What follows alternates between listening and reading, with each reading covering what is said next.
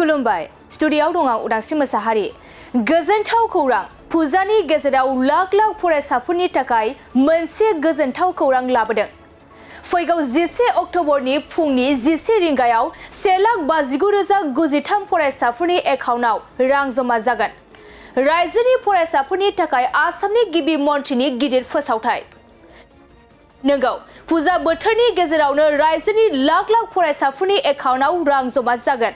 फैगौ 11 अक्ट'बरनि फुंनि 11 रिंगायाव नोंथाङा नोंथांनि मबाइल फनखौ नायग्रोम 11 अक्ट'बरनि फुंनि 11 रिंगायाव नोंथाङा नोंथांनि मबाइल फनाव रां हाबनायनि खौरां मोनगोन सरकारा निजुत मयना बिथांखिनि रांखौ रायजोनि लाख लाख फरायसाफोरनि एकाउन्टआव जमा खालामगोन बे रांखौ सेथि बोसोर एचएस बीए आरो पोस्ट ग्रेजुएशननि फरायसाफोरा मोनगोन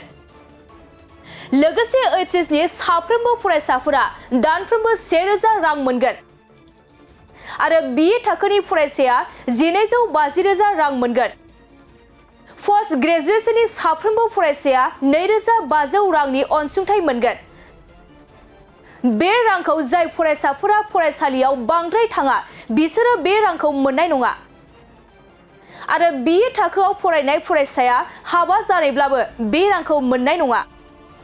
मोनफ्रोमबो दाननि 11 अक्ट'खालि फुंनि 11 रिंगायाव नोंथाङा नोंथांनि मबाइल फनखौ नायग्रोम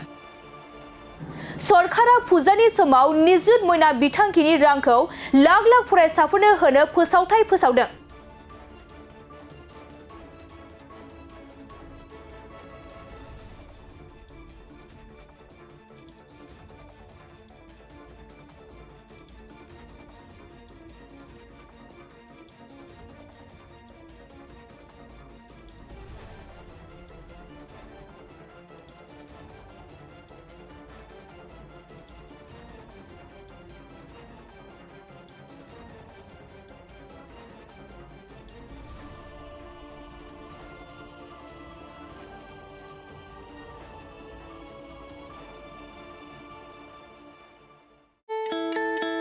मोनसे फोसावथाय